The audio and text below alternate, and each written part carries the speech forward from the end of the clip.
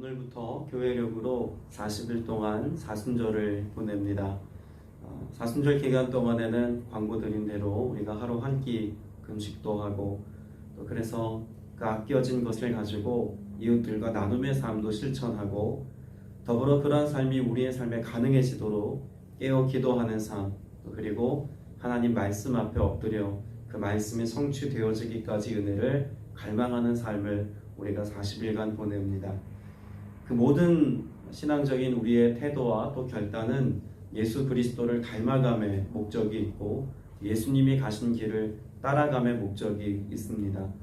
특별히 누가복음 말씀을 통해서 우리가 사순절 기간 동안 매일같이 하나님께서 우리에게 행하신 구원의 역사에 관한 은혜를 우리가 나누고자 하는데, 누가복음에 기록되어져 있는 복음의 메시지가 오늘 여러분의 삶에도 복음되는 은혜가 있기를 소망합니다. 특별히 누가복음 말씀은 다른 여타 복음서와도 같은 내용들을 다루고 있는 것도 많지만, 많은 이방 민족들에게 이르기까지, 예수를 그리스도로 알지 못했던 이방 민족들에게 이르기까지 온 인류를 향한 구원의 메시지를 선포하고 있다는 점에서 우리가 누가복음을 40일 동안 보는 것이 의미가 있겠다 하는 마음이 들었고, 또 2절에서 말씀하고 있는 것처럼 처음부터 목격자와 말씀에 일꾼된 자들이 전하여 준 그대로 내력을 저술하려고 라고 말하는데, 이 내력을 저술한다라고 하는 이 말씀의 내용이 시간의 순서를 따라 예수 그리스도의 사역과 행적을 기록하였다는 것을 의미합니다. 그래서 사순절 기간 동안 예수님의 생애를 시간별로 이렇게 우리가 함께 추적해 가는 것이 의미가 있겠다 싶은 마음에 누가복음 말씀을 우리가 함께 나누려고 합니다. 우리가 누가복음 말씀이 우리에게 왜 의미가 있는지는 그 서두에서부터 아주 중요한 메시지로 전달되고 있습니다. 3절 4절 말씀을 한번 읽어볼까요? 누가복음 1장 3절 4절. 그 모든 일을 근원부터 자세히 미루어 살핀 나도 데오빌로 각하에게 차례대로 써 보내는 것이 좋은 줄 알았노니 이는 각하가 알고 있는 바를 더 확실하게 하려 함이로라. 의사였던 누가가 복음의 메시지를 다시 써서 데오빌로라고 하는 당시 정치적으로 꽤 영향력 있는 사람에게 복음의 메시지를 가르치고 또 선포하기 위해서, 전하기 위해서 누가복음을 기록하였습니다. 당시 헬라 문화권에는 헌정이라는 것이 있었습니다. 그러니까 내가 책을 쓰면 그 책을 누구에게 헌정하여서 그 사람이 읽도록 하는 것이 하나의 관습과 관례였다는 것입니다. 이유는 그렇게 영향력 있는 사람이 그것을 읽고 추천하여서 많은 사람들로 읽게 한다면 그 책은 단 한 번 읽혀지고 마는 것이 아니라 많은 사람들에게 회람되어지고 영향력 있는 책으로 인정받을 수 있었기 때문에 그렇습니다. 당시 누가는 예수 그리스도의 나심과 복음의 메시지를 더 많은 사람들에게 알리고자 하는 소명이 있었습니다. 그리고 그 말씀을 선포하고 증언하기까지 데오빌로라고 하는 믿음의 사람과 더불어 이 사역을 감당하기를 원했던 것으로 보입니다. 그래서 누가는 예수 그리스도의 행적에 관한 기록들이 이미 있음에도 불구하고 더 먼저 기록되어져 있던 마가복음이나 마태복음에 이어서 이 말씀을 기록함을 통하여서 많은 사람들로 하여금, 특별히 유대인들뿐만 아니라 이방 나라와 나아가서는 온 인류를 향한 복음의 메시지를 힘있게 가르치고 선포해야 할 이유가 있음을 발견하게 되죠. 그래서 순서를 따라, 시간의 순서를 따라서 예수님의 생애와 예수님의 사역과 예수님의 죽음과 예수 그리스도의 고난과 예수 그리스도의 부활에 이르기까지 예수님의 모든 행적과 사역을 낱낱이 기록해 둔 것입니다. 당시 헬라 세계 안에는 이미 예수 그리스도의 복음에 관한 메시지가 전해져 있었습니다. 이게 중요하죠. 그런데 이와 같이 전해진 복음을 그들이 어떻게 받아들였을까요? 당시 헬라 세계는 지식을 신격화했습니다. 지식을 숭상했고 또 지식에 관한 내용을 알고 있다는 것으로 만족하는 세계관이 헬라 문화권에는 일반적이었습니다. 그러니까 예수 그리스도에 관한 이야기를 들었어도 그것이 내 삶의 신앙이 되는 것, 믿음의 차원이 되는 것은 별로 중요하지 않았던 겁니다. 그냥 그 사실을 알고 이해하고 전하여 듣는 것만으로도 충분히 만족하는 사고가 있었습니다. 더불어 그들에게는 이미 신화라고 하는 것이 존재하고 있었죠. 인간을 닮은 그런 신화 속 인물. 헬라 문화권에 많은 사람들은 인간의 몸을 입고 오신 예수 그리스도를 어떤 신화 속 한 인물과 동일시하려고 하는 시도들도 적지 않게 있었습니다. 이것을 누가는 바로잡고 싶었습니다. 헬라 세계 안에서 예수 그리스도에 관해서 알고 있지만 신화 속에 등장하는 마치 신이지만 인간의 형상을 하고 있었던 그리스 로마 신화 속의 인물로 알고 있는 예수 그리스도를 유일하신 하나님의 아들, 하나님의 본체이신 예수 그리스도로 다시 알게 하고 믿게 하려고 하는 목적이 있었다는 것이죠. 그래서 4절에 보면 이는 각하가 알고 있는 바를 더 확실하게 하려 함이로라 라고 말씀하고 있습니다. 알고 있는 바, 그 무엇입니까? 예수 그리스도에 대하여서 이미 지식으로 듣고 알고 있는 것입니다. 그런데 이것을 무엇하게 하려 한다고요? 더 확실하게 하려 함이로다. 쉽게 말하면 믿게 하려는 것입니다. 이해하려고 하는 것이 아니라 그저 그것을 정보와 지식과 윤리 도덕의 기준으로 알고 있는 것이 아니라 이것이 내게 생명되어지고 이 진리가 내 삶의 그 어떤 것보다 유일한 가치인 것을 나로 믿게 하기 위해서, 그래서 누가는 이 본문의 내용을 기록하고 있다는 것이죠. 오늘 저와 여러분에게도 필요한 신앙의 모습이 있다면 수많은 하나님의 말씀들, 우리가 익히 들어왔던 설교와 성경 공부를 통해서 깨닫고 알게 되어진 지식의 차원의 것들, 이 모든 것들이 이제는 지식이 아니라 무엇 되게 해야 합니까? 믿음이 되게 하는 것입니다. 그 말씀을 온전히 믿는 믿음의 삶을 살아서 말씀이신 예수 그리스도, 오늘 본문에 기록되어져 있는 알고 있는 바라고 말할 때 그 로고스는 말씀이기도 하지만 요한복음에서 기록하고 있는 말씀은 곧 예수 그리스도 아닙니까? 그 예수 그리스도를 믿는 믿음의 자리에 이르게 하기 위하여 오늘 우리가 사순절 기간 동안 누가복음을 통해서 예수 그리스도의 사역과 삶과 부활과 그 모든 것들을 우리가 함께 보려고 하는 것입니다. 오늘 저와 여러분이 알고 있었던 이미 복음서 말씀에 기록되어져 있는 수많은 복음의 내용과 예수님에 관한 메시지가 단지 내가 알고 있는 어떤 이야기를 다시 한번 반복하여서 다시 상고하고 묵상하는 정도가 아니라 이 모든 시간과 과정을 통해서 내가 온전한 믿음의 반석 위에 서서 믿음으로의 삶을 살게 되는 이 은혜를 누리기까지 이 사순절 기간 동안 하나님의 은혜를 구하며 기도할 수 있는 여러분 다 되시기를 주님의 이름으로 축복합니다. 자, 그러면 누가복음 1장에서는 예수 그리스도에 대한 구체적인 메시지를 언급하고 있는 것이 사실입니다. 그러나 예수 그리스도의 나시기 이전, 예수 그리스도의 나심과 오심을 준비하고 마치 영화 속의 한 주인공의 조연으로 등장하는 수많은 믿음의 사람들을 등장시켜서 오늘 예수 그리스도의 오심을 준비하고 예수 그리스도의 나심을 예비했던 사람들이 어떻게 믿음으로의 삶을 살아가는지에 관해서도 잘 보여주고 있습니다.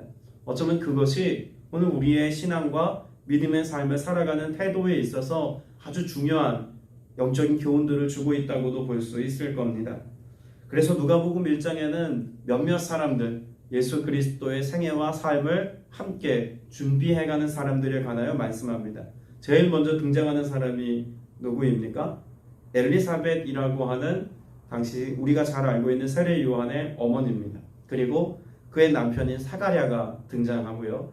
아직 세상에 태어나진 않았지만 오늘 본문에서 기록하고 있는 것처럼 엘리사벳 몸에 아이가 지금 6개월 된 세례 요한의 등장도 미리 말씀하고 있죠. 그리고 예수님의 어머니 마리아가 등장합니다. 이 4명의 사람을 중심으로 해서 누가복음 1장이 기록되어져 있는데 각각의 인생들을 향한 하나님의 중요한 영적인 교훈과 메시지가 있는 것도 사실입니다. 그러나 누가복음 1장 전체를 통틀어서 이 4명의 조연급에 해당되어지는 사람들을 통해 믿음의 삶을 살아가는 우리에게 어떻게 하면 믿음의 삶을, 어떻게 하면 예수 그리스도의 나심을 예비하는 삶을 살고 있는지를 공통적으로 설명하고 있는 내용이 있습니다. 35절 말씀을 보겠습니다. 천사가 대답하여 이르되 성령이 내게 임하시고 지극히 높으신 이의 능력이 너를 덮으시리니. 자, 마리아의 삶을 설명하면서 예수 그리스도의 오심을 준비하는 예수 그리스도의 어머니로서의 삶을 살아갈 마리아가 어떻게 이와 같은 일이 있겠습니까? 라고 질문하니까 뭐라고 답해주고 있습니까? 성령이 내게 임하시고 지극히 높으신 이의 능력이 너를 덮으시리니 라고 말씀합니다. 또 보겠습니다. 41절, 42절을 보겠습니다. 엘리사벳이 마리아가 문안함을 들음에 아이가 복중에서 뛰노는지라 엘리사벳이 성령의 충만함을 받아 큰 소리로 불러 이르되 여자 중에서 내가 복이 있으며 내 태중의 아이도 복이 있도다. 세례 요한을 잉태한 엘리사벳이 태중에 있는 아이와 더불어서 예수 그리스도의 나심이 예정되어 있다는 것, 이제 곧 세례 요한의 출산과 더불어 예수 그리스도께서 마리아를 통해 낳게 될 것이라고 하는 사실을 기뻐하며 선포하며 고백하며 찬송합니다. 어떻게 이와 같은 믿음의 고백과 선포가 가능하다고 성경은 설명하고 있습니까? 엘리사벳이 성령의 충만함을 받아 라고 말씀합니다. 67절, 68절 말씀도 보겠습니다.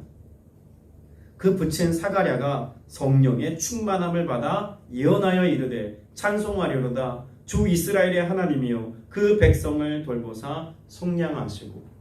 예수 그리스도의 오심을 선포하고 예수 그리스도께서 이 땅의 모든 죄의 역사를 끝내고 이제 구원의 역사를 하나님께서 시작하셨다라고 하는 믿음의 선포를 고백합니다. 어떻게 이것을 예언하고 이것을 믿음으로 선포할 수 있었다고 설명합니까? 사가랴가 성령의 충만함을 받아라고 말합니다. 자, 그러면 태중에 있는 세례 요한은 예외일까요? 그렇지 않죠. 15절 말씀을 보면 이는 그가 주 앞에 큰 자가 되며 포도주나 독한 술을 마시지 아니하며 모태로부터 성령의 충만함을 받아라고 말합니다. 여러분, 일관되게 예수 그리스도의 사역을 예비하고 있는 믿음의 사람들, 태초로부터 창세기 3장에서부터 쭉 예언되어져 왔던 이 예언이 이제 곧 성취되어지고 이루어질 텐데, 이 하나님의 이루심의 조력자로 등장하고 있는 믿음의 사람들은 한결같이 성령의 충만함을 받아 이 모든 일들에 동참하고 있다는 사실을 말씀하고 있습니다. 사순절을 지내는 저와 여러분이 믿음의 삶을 결단해서 기록된 하나님의 말씀이 내 삶에 믿음의 가치로 자리하는 것을 뛰어넘어서 예수 그리스도를 나타내고 예수 그리스도를 증언하고 예수 그리스도의 부활을 삶으로 증명해내는 믿음의 삶을 살자면 결국 우리의 삶에 무엇이 꼭 필요하다고 말씀하고 있을까요? 성령의 충만함을 받아라고 하는 이 말씀이 오늘 저와 여러분의 삶에도 이루어져야 할 줄로 믿습니다. 사순절 기간 우리가 고난에 동참하고 예수 그리스도의 부활하심을 대망하는 믿음의 태도를 가지고 나아가는 것도 너무나 중요하지만, 예수 그리스도를 묵상하는, 예수 그리스도를 담고자 하는 이 사순절 기간 동안 이런 삶을 살아갈 수 있도록 성령의 충만함을 받게 하여 주옵소서. 내가 성령의 사람이 되어 주의 길을 예비했던 세례 요한과 믿음의 사람들처럼 그렇게 주님과 동행하는 삶을 살아갈 수 있도록 은혜를 베풀어 주옵소서. 그렇게 기도할 수 있는 여러분 되시길 축복합니다. 여러분, 이것이 은혜를 입는 것입니다. 내가 성령으로 충만하게 되는 것. 그래서 내 안에 예수 그리스도의 영이신 성령께서 오늘도 내 안에 가득히 임재하신 것. 여러분, 이것이 은혜 아닙니까? 30절 말씀에 보면 마리아에게 뭐라고 고백합니까? 무서워하지 말라. 내가 하나님께 은혜를 입었느니라 라고 말합니다. 마리아를 향해서 은혜를 입은 자라고 말할 수 있는 이유는 무엇 때문이라는 것입니까? 성령이 내게 임하시고 그의 능력이 너를 덮으셨으니, 그런 말미암아 되어진 하나님의 은혜가 성령으로 말미암아 되어진 이 일들을 경험하게 되었으니 이것이 은혜를 입은 것입니다. 여러분, 나를 통해서 하나님이 하고자 하시는 바로 그 일들이 이루어지고 성취되어지는 것, 하나님이 이루고자 하시는 바로 그 일이 나를 통해서 증명되고 나타나는 것이 은혜 입음의 역사인 것입니다. 여러분, 단지 우리가 은혜를 입었다라고 하는 것이 성경의 말씀에 모르던 내용을 조금 더 깨달아 아는 것, 내가 기도했는데 기도의 응답의 열매로 내 삶의 역사가 조금 더 형편이 나아진 것, 물론 그것 또한 은혜입니다. 그러나 무엇보다 놀라운 은혜는 내가 예수를 믿고 구원받음이 은혜요. 구원받은 나를 통해서 예수 그리스도께서 이 땅에 오셔서 행하신 이 모든 것들이 나타나기까지 하나님이 함께 하시고 함께 하시는 하나님이 그 역사를 나타냄이 은혜 입은 자의 모습이라는 것입니다. 오늘 저와 여러분이 그렇게 은혜 입은 자로 오늘을 살게 되시길 축복합니다. 성령의 충만함을 받아 나를 통하여서 하나님이 하시고자 하시는 그 일들이 이루어지게 하여 주옵소서. 그럴 때 우리 안에 무엇이 있다고 말씀하고 있을까요? 누가복음 1장에서는 일관되게 기쁨에 관하여 말씀합니다. 그렇게 성령의 충만함을 입고 하나님이 이루고자 하셨던 바로 그 일들이 이루어질 때 우리 안에 기쁨이 있다는 것이죠. 14절 말씀에 보면 너도 기뻐하고 즐거워할 것이요 많은 사람도 그의 태어남을 기뻐하리니 라고 말합니다. 여러분, 세례 요한의 태어남, 그래서 세례 요한을 통해서 주의 길이 예비되어지고 예수 그리스도의 나심과 예수 그리스도께서 행하신 구원의 역사는 우리에게 기쁨의 소식, 유앙겔리온, 복음이라고 말할 수 있다는 것입니다. 44절에도 볼까요? 보라, 내 문안하는 소리가 내 귀에 들릴 때 아이가 내 복중에서 기쁨으로 뛰놀았도다. 예수 그리스도의 나심을 마리아를 통해 이루실 그 하나님의 역사를 태중에서부터 성령의 충만함으로 느꼈던 세례 요한은 복중에서부터 기뻐 뛰며 즐거워하고 찬미의 노래를 불렀다라고 말하고 있지 않습니까? 또 볼까요? 47절, 48절 말씀에도 보면 이렇게 기록합니다. 내 마음이 하나님 내 구주를 기뻐하였음은 그의 여종의 비천함을 돌보셨습니다. 여러분, 마리아의 찬양, 여러분이 마리아의 찬가는 어떤 찬가였습니까? 기쁨의 찬미 아닙니까? 여러분, 애초에 마리아가 동정녀의 몸을 가지고 아이를 갖게 되었다는 것은 여러분 이건 기쁠 수 없는 일입니다. 죽음이 예고된 일이고 자칫했다가는 모든 것을 다 빼앗길 만한, 내 생명을 포함하여서 내 모든 것을 다 상실할 만한 그런 일 아닙니까? 그래서 34절에 보면 마리아가 천사에게 질문하죠. 남자를 알지 못하니 어찌 이런 일이 있겠습니까? 우리에겐 이와 같은 수많은 신앙과 믿음의 가치를 따라 살아가는 삶에 대한 퀘스천들이 있습니다. 질문이 있습니다. 이게 진짜 기뻐해야 될 일인지 아니면 이게 눈물 지어야 할 일인지 우리는 분별하기 어렵습니다. 그런데 우리가 성령의 사람이 되어서 이것을 분별하고 또 성령의 임재하심을 통해서 내 안에 한없는 하늘의 기쁨이 내게 충만하게 채워지고 나면 여러분, 내가 이해되지 않아도 또 그것이 동의되지 않아도 누가 보아도 합리적이거나 이성적으로 볼 때 기뻐할 만한 일이 아니라고 여기는 그런 일이라고 할지라도 성령께서 내 안에 역사하심을 통해서 이 모든 일들을 기쁨의 역사로 바꾸시는 은혜 나타내시겠다고 말씀하고 있는 줄로 믿습니다. 우리의 슬픔을, 우리의 모름의 문제를, 또 우리의 삶에 하나님의 말씀에 이해되지 않는 차원의 것들을 우리가 성령으로 말미암아 분별하고 이해하게 되고 또 그것이 믿음의 차원으로 자리하게 될 때 우리는 세상이 주는 기쁨과 전혀 다른 그 다른 차원의 기쁨을 누리는 은혜가 우리에게 있게 될 줄로 믿습니다. 45절에 보면 이 마리아가 이와 같은 기쁨을 얻기까지 아주 중요한 신앙의 태도가 있다는 것을 알 수 있죠. 주께서 하신 말씀이 반드시 이루어지리라고 믿는 그 여자에게 복이 있도다. 지금 마리아도 결국 뭐 했다는 말입니까? 믿었다는 겁니다. 무엇을 믿었을까요? 말씀이 이루어지리라고 믿었던 것입니다. 여러분, 이것은 성경의 창세기에서부터 일관되게 해왔던 신앙인의 태도 아닙니까? 아브라함으로부터 믿음의 조상을 일으키기까지 하나님께서 요구하셨던 것은 말씀이 이루어진다는 사실을 믿는 것, 그 믿음을 의로 여기신 것, 이것에 관하여서 끊임없이 말씀하셨습니다. 그래서 아브라함과 사라의 몸을 통해서 아이가 낳기까지, 그러면 도무지 일어날 수 없는 그 일이 일어날 수 있도록 하나님께서 생명의 주권자 되심을 아브라함에게 보여주셨고 증명하시고 나타내셨습니다. 이삭에게도 야곱에게도 또 수많은 민족의 역사가 써내려오는 동안에도 하나님은 하나님만이 하실 수 있는 생명의 역사, 그 능력의 역사를 나타내 주셨습니다. 오늘 마리아 동정녀의 몸을 통해서 예수 그리스도의 나심을 말씀하고 있는 이 모든 내용도 우리가 이성적으로 동의하기 어려운 내용이지만 그러나 하나님이 하려고 하시는 그 일을 하나님이 하신다면 그 일은 이루어진다는 사실을 분명히 말씀하고 있는 것입니다. 우리에게 믿음을 가르쳐주고 있는 것이죠. 우리가 마지막으로 37절 말씀을 볼 텐데요. 대저 하나님의 모든 말씀은 능하지 못하심이 없느니라 라고 분명히 말씀해주고 있습니다. 그럼 우리가 말씀을 믿는다는 것, 앞에서도 로고스를 잠깐 언급했습니다만 말씀이 곧 로고스이고 요한복음에서는 그 로고스를 예수님 자신으로 기록하고 있죠.